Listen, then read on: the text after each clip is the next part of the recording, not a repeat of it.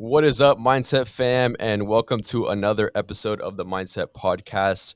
And Happy New Year. This is the first episode airing of 2022, and we are very excited. We have my good friend Andre Dunand here with us, the Stay Tranquilo guy. That's what they Welcome, call brother. me. Welcome. Welcome, guys. Thanks for having me. I'm excited. Oh man, I'm excited for this one. It's not too often that we get a fellow podcaster in the house with us, and we'll get more into that in a little bit with your podcast and all the things that you have going on. But before that, we have a couple warm up questions for you, and this is always a little fun to kind of get to know our guests. But the first one is, what is the most Sure. important thing you want to accomplish in 2022? I'm not sure if you're a resolutions guy, but what is one thing that you want to get done this year? I definitely am a guy that's got goals. I think like everybody, we all try to aspire towards something and try to get our head straight. Especially to start the year. But if I had to pinpoint one specific thing, I mean, it's just growth. Continue to grow mentally, spiritually, physically, and just continue to take care of myself. Health in all aspects is like the main priority. So I want to continue to make that, my goal in 2022. That's a good one, Andre. And I think someone or a lot of people usually have a New Year resolution focused around growth, right? That's usually some people focus on some aspects of growth. Some people like yourself focus on many aspects. You said mental, physical. Personally, something that I struggle with resolutions is sustaining those resolutions, those goals that I have. Right, January 1st, start off strong, man. Going to the gym, Yeah. hitting the gym 2 3 hours. I feel great. Everything's going great for a few weeks. Then February, March, April starts to slow down. I kind of forget those goals. I let excuses slip in, and I feel like I'm not the only one who deals with these kinds of situations. So, Yeah. Andre, for you, what tips do you have for sustaining goals for a whole year? Because we're talking years and years and years. That's a long time. How can someone sustain their goals? I think, and that's an awesome question. To me, it's like compartmentalizing a little bit and not focusing so much like on like the full year picture. So it's like this week, what do I want to accomplish, or today, what do I want to accomplish, and just taking it more like from like a day by day rather than looking at it from such like a big picture, right? Because it becomes overwhelming, right? So if you have financial goals, right, you want to save a certain amount of money in 2022, or you want to buy a home, or you want to start this business, right? And there's so many things that need to happen to make those goals basically achievable. When you look at it from like, damn, it's so far away, it seems kind of like overwhelming. So that's kind of where like Yeah. that momentum dies down, because I want to gain this much weight. Mm. I want to build this much muscle, or I want to lose this much weight. And 20 pounds Mhm. seems like so much, whether you want to gain it or lose it, or $20,000 seems like so much that I want to save.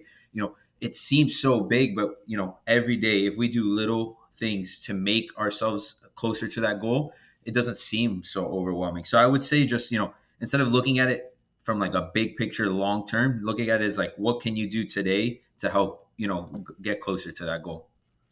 Just like one of your guests said on your podcast, how do you eat an elephant? Right. I was Yeah. listening to that one today. One, Yeah, you gotta take it apart, exactly. one piece at a time, because it's easy to get overwhelmed. So you're exactly right. Eat little by little, 1 foot at a time. So definitely, I love that. Now, the second question, Andre, I have for you for this lightning round is, and this one is always a fun question when we have podcasters on, and that is, who has been your favorite guest on your podcast? Gabe and I always struggle with this question because we love Yeah, all of our guests. We think of they're all course. super cool people, and I'm sure you feel the same way. But if you had to pick your favorite guest that you've had so far, who would you say it is? Yeah, when you guys sent me that question, I was like, that's gonna be a tough one to answer. Yeah. Listen, like you said, it's definitely hard to pick one. Obviously, everyone provides a little bit of different value based off the topic of conversations that we've spoken about. Our focus is around mental health. So one that I really enjoyed was one with my buddy Courtney Vaughn. It was the name of the episode, I think, was Alive to Thrive, not Alive to Strive, not just survive, right? I like that because we talked about a lot of different things that go on in life, from a business standpoint, from a personal standpoint, right? Speaking on the topic of, life is just not just getting through it. It's not just about going through the motions and just, I know it's tough days. Some days are harder than others, but it's not about just going through the motion. It's about, finding a purpose and kind of like living through that purpose. That was a conversation that I really enjoyed. There was another one that I did with a friend of mine named Erica Gutierrez. It was like a lot about manifestation, and like aligning, with things that you generally want to achieve in life, and creating a mental space that allows you to get there. That was one that I enjoyed, but a lot of good conversations. The one, how to eat an elephant, was awesome. I interviewed a big local Miami guy named Fireman Gooch, which is like a very funny guy, comedic. So that was like kind of like in a different approach on the podcast. But definitely, I guess those are my top, but it's hard to pick one for sure. Definitely, yeah. Like Ant said, that's always a question that we ourselves struggle with. Yeah. And going, dating back, we probably have like what, like close to 80 episodes at this point, and we probably have like close to 60, 70 guests. So it's like trying to pick your favorite child if you had one, but it's always a hard one. But and I actually had the opportunity to, I know we've been collabing on some different projects, and I actually had the opportunity to sit in some of these episodes that are going to air pretty soon, which I'm excited about, and I'll let you have a minute to talk about. But before we get to that, Yeah. why don't you explain a little bit to our listeners? I know we had a conversation here at our office not too long ago, and you were kind of explaining to me how you got started with Stay Tranquilo and your whole journey leading up to that. Why don't you explain to our listeners, one, what is Stay Tranquilo? Like, what is it? Is it a brand? Is it a business? Is it just a podcast? And then two, how did you get to that point? I know you had a couple different experiences. You told me you worked at Kind, the nutrition bar company, which was, I'm sure, an amazing experience. So you have a lot to talk about, but I really want to kind of get to those pinpoints just to expand and let our listeners know exactly what that is. Yeah. So I started Stay Tranquilo, I guess I want to say now over 3 years ago. It kind of just started as not necessarily with the intention of being a business. It was more a motto, a mantra, and I still take it as that, as a motto and mantra. But it was a motto and mantra that I started to kind of preach across social media. Mainly Instagram, across my personal page. Obviously, I ended up creating an Instagram and social media pages for Stay Tranquilo specific, but it was just built around the ideology of like the "don't worry, be happy" mentality, right? So not taking things so seriously, looking at things like with a grain of salt, and just looking again to like kind of compartmentalize a little bit, and just not take everything to make it so dramatic, right? So let's evaluate and let's figure out how we can look at this from like a more relaxful standpoint, right? Because stress exists in all our lives, right? And part of the reason why I started it was because I saw how stress every day was affecting people, in my own life, my family's life, my friends' lives, people all around. And the more and more I read, meditation and kind of like mindfulness was the thing that always caught my attention, right? So at that time, I was meditating a lot, right? It was becoming like an everyday practice of mine, where I was, meditating for 5 minutes a day. Then that turned to 10 minutes a day. And eventually it turned into an hour. When I was at my peak, it was like 2 hours a day, an hour in the morning and an hour at night. And that to me is what really opened my eyes as to, the power of meditation and mindfulness. So when I started Stay Tranquilo, that was kind of like where my intention was, like creating a platform where people can come to, and they could see, hey, this is kind of like my strategy, promoting a lot of positivity, you're not alone. And it just started to kind of grow from there, right? People started reaching out to me, hey, I love what you're doing, this is really cool. And then, why my name on Instagram now is like the Tranquilo guy is because people just started calling me that. I wasn't Andre anymore. I was like, hey, you're the Tranquilo guy. I love that. So I kind of rode with it. And I'm like, damn, this is pretty cool. And it was just a lot of people were reaching out to me saying like, hey, this message is really helping me out. And I realized, okay, this is something that has opportunity. What do I want to do with it? To this day, I'm still trying to figure that out. It's been 3 years, and that's kind of been, my biggest, I guess, like hurdle is like, what exactly, how can I make this a business? But one thing I've realized is the more you focus on it from a business sense, and Gabe, we talked about this one day at the studio, was the more you focus in on as a business, you kind of lose the sight of the purpose, right? So it's like I started this with no intention of it being a business. I started as an intention just to help people, provide a positive message, kind of just, hey, just stay tranquilo, relax, everything's going to be okay, right? Like that's the ultimate goal, is just to remember that everything is going to be all right.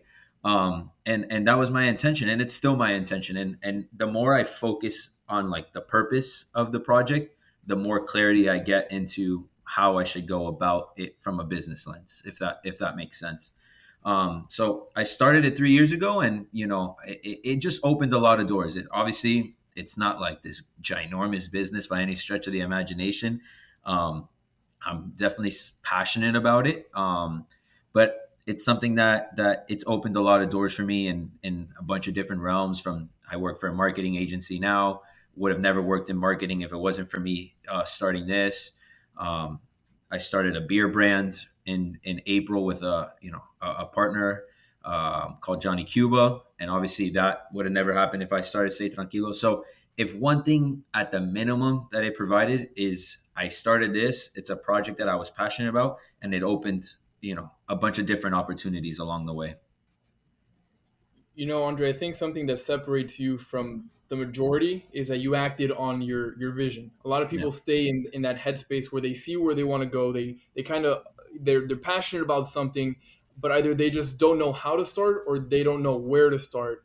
And quite frankly, sometimes you don't need to know both of them. You just start and yeah. you kind of You just gotta you figure just it gotta do along the it. way. You just got to Hmm. do it, and that's what separates people apart, right? You mentioned all the success you've had and will continue to have just because of one decision you made 3 years ago. I'm Right. curious to know, and very similar to our story, because we also started 2 years ago. Our 2 year birthday was just around the corner, just past it on Saturday. Saw What that. what advice do you have for someone who has a vision, has something that they're really passionate, be whatever it is? How can they get started? What tips do you have for that individual? Yeah. So, first and foremost, don't don't think about it. Just do it. I just if you're thinking about it, do it. Right. So that's step one, because if you don't take action, you're nothing's gonna not there's not gonna be no reaction. Right. So that's step one. Step two is read and do a lot of research as to other I guess not necessarily competitors, but other people like similar in the market, and to see what they're doing. Right, read how did they start, what were some of the approaches to their business, right? How are their what is their approach on social media, like garnering things that they may be doing well that you can kind of feed off of, right?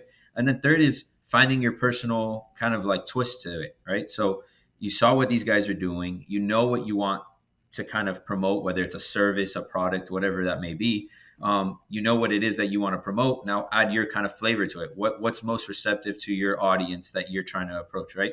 So for me, when I started, a lot of it was like testing and learning, right? I started posting posts on Instagram. I started seeing what was most receptive to the people. What did the people like? And then, I'm like, I listen to a lot of podcasts. So I'm like, you know what? Podcast is something I'm passionate about. Let me start a podcast. So I started a podcast. I started getting guests on. We started having a lot of like good dialogue on the podcast. People were like, "Oh, I like the podcast. It's cool. I'm listening to it. I'm garnering a lot of good information." So it's just you're listening to what is receptive to the consumer, essentially, right? If it's not receptive to the consumer, why are you going to continue with that? So more than anything, it's a lot of listening, a lot of reading, a lot of learning. Right, the first couple stages is learning, right? Learning what the people want, learning what works, and then from there, that's kind of like the catapult into creating something sustainable and long term. Because, like you were saying, it's like we were talking about our New Year's goals, right? We start it and then we end it, right? So everyone can start, everyone can kind of be like, oh, this is awesome, and you're always going to get that beginning hype, right? So everyone supports you in the beginning. It's when year two, three, four start coming along, who's really supporting you? What's really working? What's really not working, right? Because it's like the honeymoon phase when you first start dating somebody. Everything's going well in the beginning, but as everything starts going and like the true colors and there's the momentum starts to die, now what, right? So more than anything, after you kind of figure out what to do, you took those initiative steps, you started reading, you started learning, you started getting your findings. The biggest thing, if it's something you're actually passionate about, is the consistency. If you stop being consistent, it's gonna die, because if that's where you hit the dead end. The moment you stop is the moment you've lost the game, because what happens is you've lost any momentum that you've built in that initial phase from those learnings, from those findings, and then you're not garnering anything after you stop, right? It's, I get it, it's hard, you may not see anything, but the ones that always win, if you read the success stories, are the guys that year 5, 6, 7, 8, they just kept going. They didn't care about what anybody else thought. They didn't care about the results. They cared about what they were putting out there, and they were so passionate about it that it had no option but to work out. So the consistency at the end is what really holds true. Yeah, I think there's so much truth in that because again, like you mentioned, everyone has the ability to start.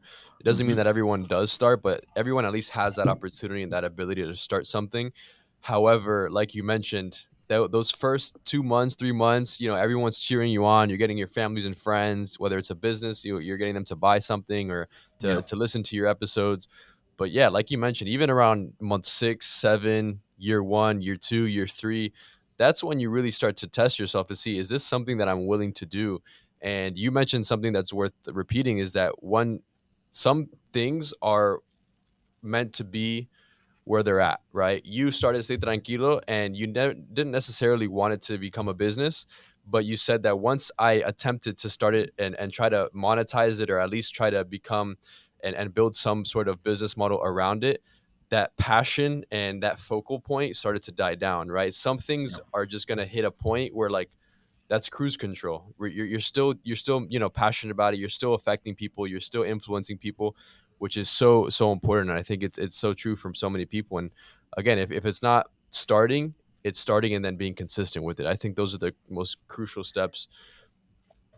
And to kind of add to that point, one thing that's even, part of the consistency portion is you got to learn to enjoy the uncomfortable portion about it, Yeah, because it's going to be uncomfortable. It if it was easy, everyone would be doing it. I know that sounds cliche, but yeah, that there's so much truth to that, right? hmm, Because there's a reason why there's a select few of people that make it out on top when it comes to being an entrepreneur or being an athlete, whatever it may be. Being successful in your business, school, whatever it is, right? Med school, lawyers, all those guys. It's a tedious process for a reason, right? You have to put in the time, you got to put in the effort, as long as it's something that you care about. You're going to be more willing to do that, right? Put that time, put that effort, suffer, if it's something that you care about. If you don't care about it, then obviously, yeah, you may drop off. So, I get it. If you're a year or two in and the consistency dies and you've kind of lost that burning fire, that's okay too, right? Because maybe maybe the passion's not there. Maybe you just like the idea of it, but you didn't actually care about the project itself, right? I changed my major 4 times in college. I ended up with a degree in exercise physiology, and I work in marketing, and I'm an entrepreneur. So if you look at my last 10 years, nothing really makes sense. yeah, So that's part of yeah, the process. It's a process of learning. It's a process of trial and error. It's we're all trying to figure it out. But when you do figure it out, and you never really do figure it out, but when you at least get a little bit of that figuring out, just run with it and go and just see where it takes you. What At the end of the day, what do we have to lose? The reality is we got nothing to lose. So yeah. No, just go for that's it. so true. I think and this is something you mentioned also about listening, right? It's take action, do your research, listen. I once heard a quote that I still live by to this day, and it's always fear the quietest man in the room. And it's because that man is quiet and he's listening to everyone else. Yeah. The person that's always yapping and always talking and keeping their mouth running, they might be having, they might be spitting value, they might be, influencing others, but they never have a chance to listen and intake that research and that other knowledge. So I love that. But let's move on. This is a golden question here, and I think this is the one I've been waiting for, and I think everyone listening is really waiting for. But how does one live a tranquilo lifestyle? I know you mentioned you meditate, and that was a process within itself that I'd love to hear about, from going to 5 minutes to 2 hours. I can't even sit still for like 20 seconds. So Yeah. we have to have a conversation about that later on. But how does Definitely. one live a tranquilo lifestyle? Yeah. Like how, like practical? Just give us some tips. Yeah. I mean, listen, it's what works for you, right? So there's to me there's different kind of branches to the tranquilo lifestyle, right? And that's part of like the business model that I'm building, right?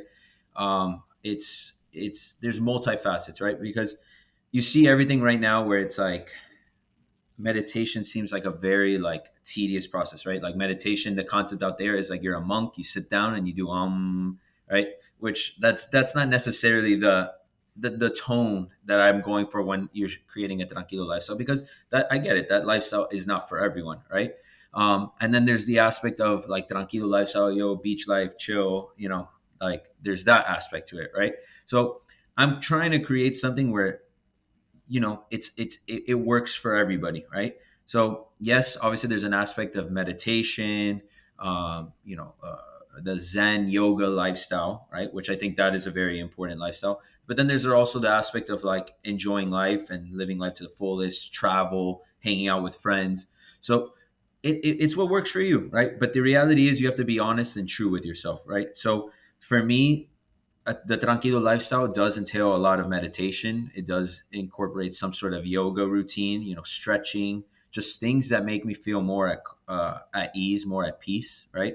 The more mental side of things, to me, that's tranquilo, right? But to others, the tranquilo lifestyle is, sipping a beer on the beach and just chilling on a Saturday or on a Sunday and soaking up some sun, which is good. That is healthy. We do need a little bit of that, right? To me, and again, this is like my three pillars, and it's for my brand, and it's for my lifestyle. It's the mental health aspect, right? So doing things, whether that's journaling, exercising, meditating, whatever that is, right? Taking care of like the health, your physical and mental health. The second part is travel, right? There's a bunch of studies out there that they speak about the power of travel and mental health, right? It's seeing new places, experiencing new cultures, new horizons where you're able to see new things, right? There's a bunch of studies that shows that actually helps your mental health, right? The concept of travel. And then the third is just being around people, right? The engaging of communicating with other people, right? Not being a hermit, not being stuck in isolation all the time, which that has its benefits, but we thrive as a community. That humans are built to interact. We're meant to engage with each other. So I love the social aspect of the Tranquilo brand, right? And the Tranquilo lifestyle, because we feed off one of each other. We learn from each other, right? We understand that our suffering is amongst everybody. It's not just amongst ourselves, right?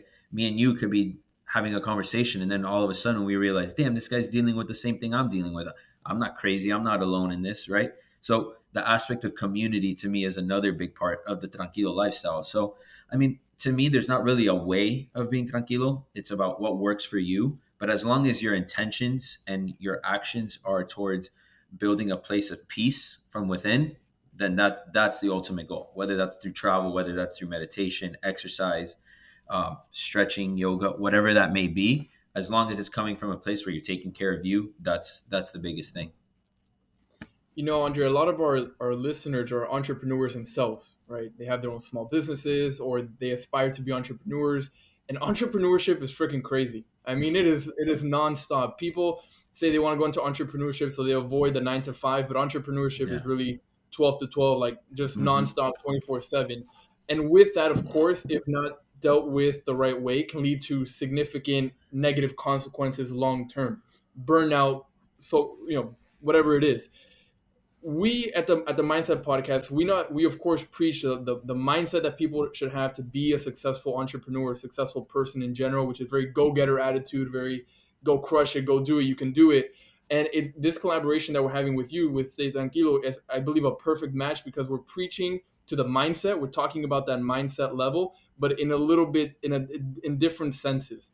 And my question to you, Andre, is how can specifically business people, entrepreneurs, people who are on the go 24/7, who have that stress, and you know what that stress is like because you're an entrepreneur yourself, what specifically has worked for you, or what have you seen work for other entrepreneurs that entrepreneurs listening right now can apply to their daily life? I know it's a very self-awareness situation, whatever works for you, like you just mentioned, but what have you seen work specifically for this industry?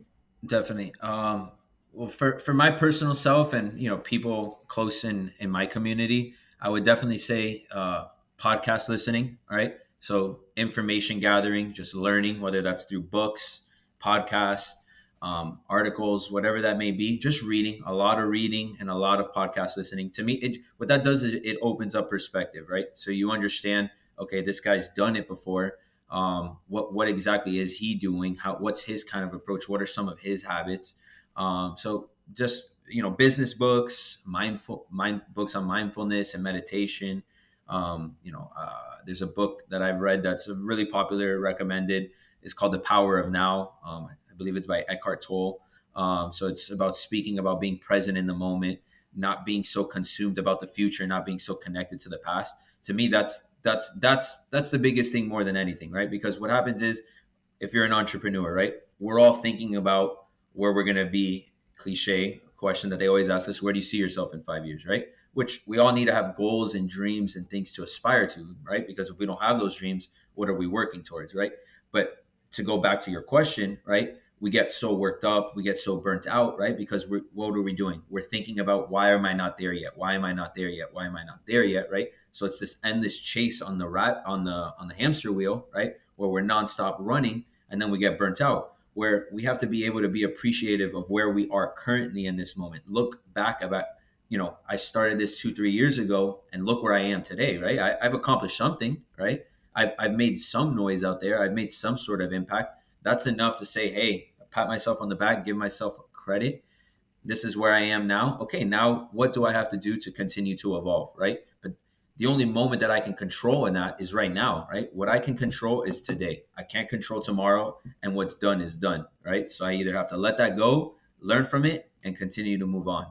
So again, it comes back to what we were talking about in the beginning. It's, we got to focus on today to create a better tomorrow, right?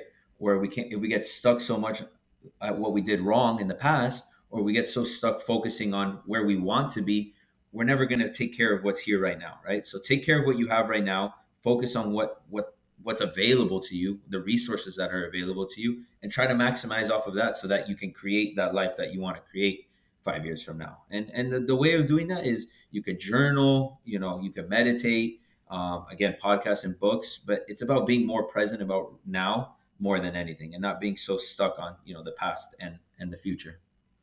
Yeah, no, that's so good. And I think what you mentioned previously about the book, about people being so consumed by the past and so worried about the future, you're basically describing anxiety right Yep, there. And that's I don't know what the number is, but it's almost like 50-60% of our society, or if not more, deal with anxiety on it's on a definitely higher daily than that. basis. Yeah. Yeah, I don't know what the demographics are, but I think it's something around those numbers. And it's basically and there's a number of factors that play into that, whether it's social media, whether it's your immediate circle, but being present in the now. And that's something that I actually started incorporating last year, and has translated into this year's. My version of meditating is taking a walk around my neighborhood for the sunrise, So right? And a good, and I don't mean to cut you off there, but no, you're good. a good practice of like being present, and it's kind of where you were going about going for a walk, and kind of like going outside, is in everything that you do from the moment that you wake up, make sure you're completely aware of the task that you're at, right? So in a bunch of different books and articles that I've read that speak about mindfulness, one of them is about every task that you do, pay the utmost attention to it, right? So don't, the moment you feel like your mind is wandering about what you got to do at 4 o'clock, or what you have to do tomorrow, or about whatever other issues that may be going on in your life, focus on the task. So if you're washing your dishes, be so present in that moment about the dishes that you're washing, right? We're on this conversation. Be so present in this conversation that nothing else matters, right?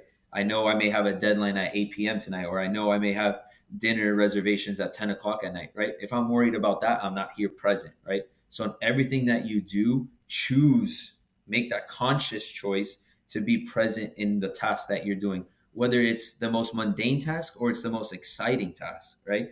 Choose to be so present in it that you don't really have an option. And then you'll see that your awareness is always at an ultimate high.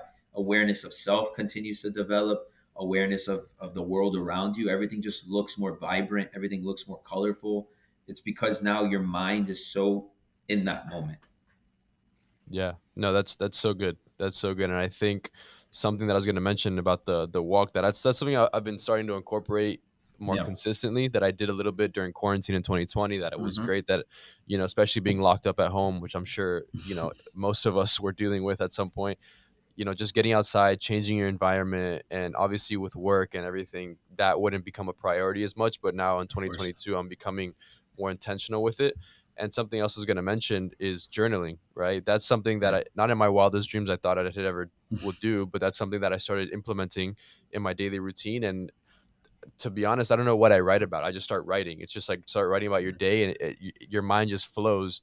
But whether you do it at night, whether you do it in the morning, it's something to relax your mind and for you to stay present and be there, which I think is so good and so valuable to our listeners.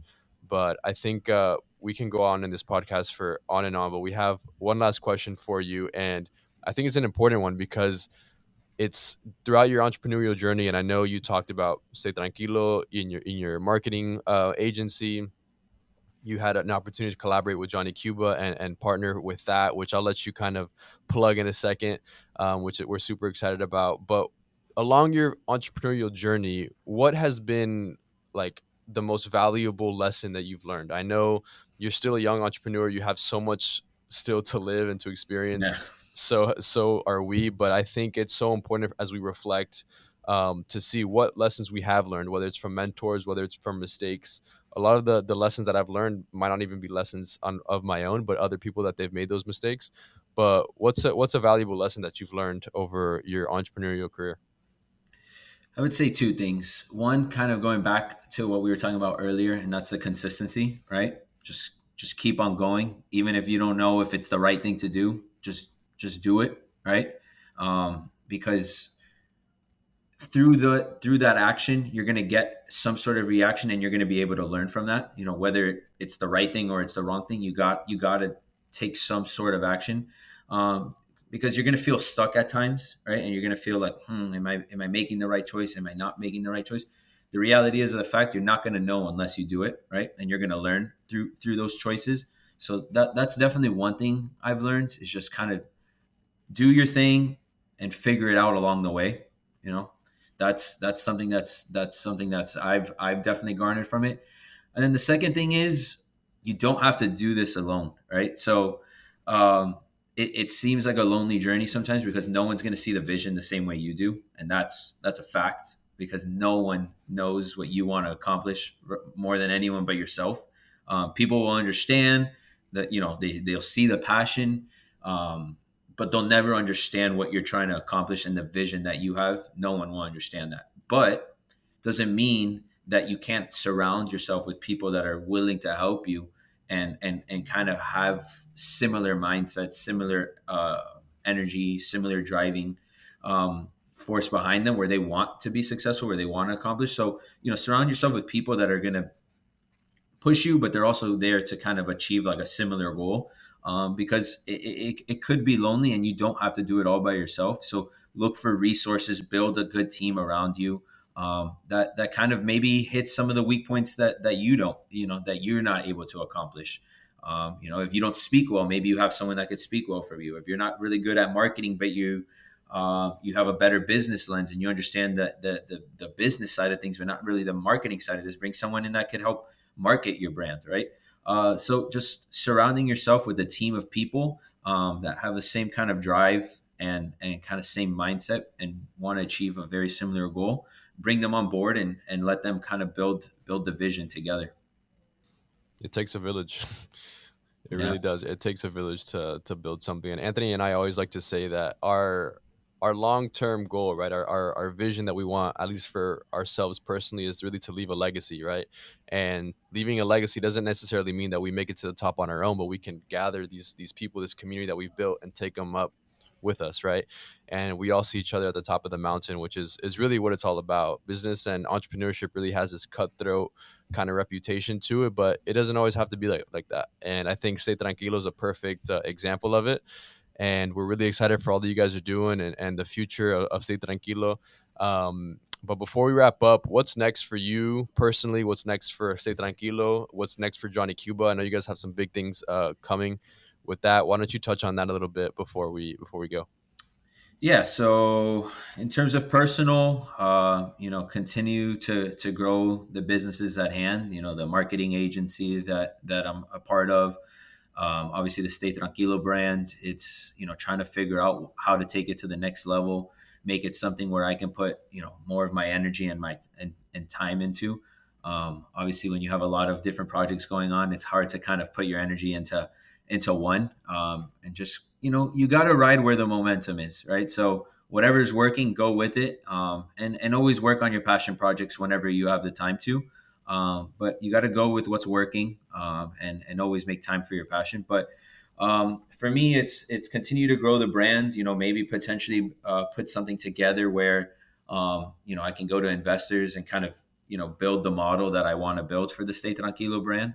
That entails a lot of different moving parts, from the hospitality sector to the mental health sector. So there's a lot of different avenues that I see the brand basically positioned in, and I want to find what's the best way to go about that. So that what I would say is my biggest goal this year with Stay Tranquilo.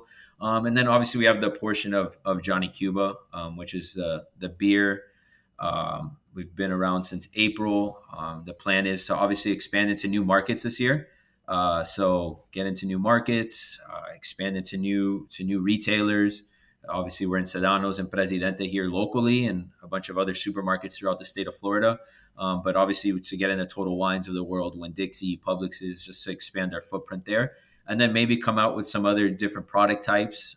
Maybe partner with some local breweries here in Miami, where we can brew some two local beers, kind of like a darker beer, and maybe another version of a light beer that we have right now, lager style, similar to how we have it. And just obviously grow the brand, continue to grow the products, and get the name out there for the Johnny Cuba brand. And then obviously sell them to Anheuser-Busch for $50 million and call it a day. I um, love it. Let's go. I but love it. no, we'll see Good, what good. Andre, happens. the Stay Tranquilo guy. I can say that we officially had you on the podcast. But before you leave, Andre, where can we find you? Contact information, Instagram, podcast name. Where can our viewers go to consume your content? So my personal Instagram is the Tranquilo Guy. So Tranquilo Guy. You can follow me on Stay Tranquilo as well. That's the business page. So at Stay Tranquilo, and then for Johnny Cuba, it's at johnnycuba.us, and the marketing agency is Hyperfocus ROI, for anyone that needs some marketing needs, and obviously Cultura for all your creative needs. Hey, shameless plug. Let's go. Appreciate that. Thank you again, brother. This is Thank you, it was a long guys. time overdue. I know we had talked about it a while ago, but really excited for what's coming in your life personally, and stay tranquilo, Johnny Cuba, and excited to continue collaborate in the future. Yeah, definitely, brother. I'm excited for all these projects you guys got going on too. So we grow together. Let's do it. Awesome, guys. Thank Appreciate you, you, Andre. guys. See ya.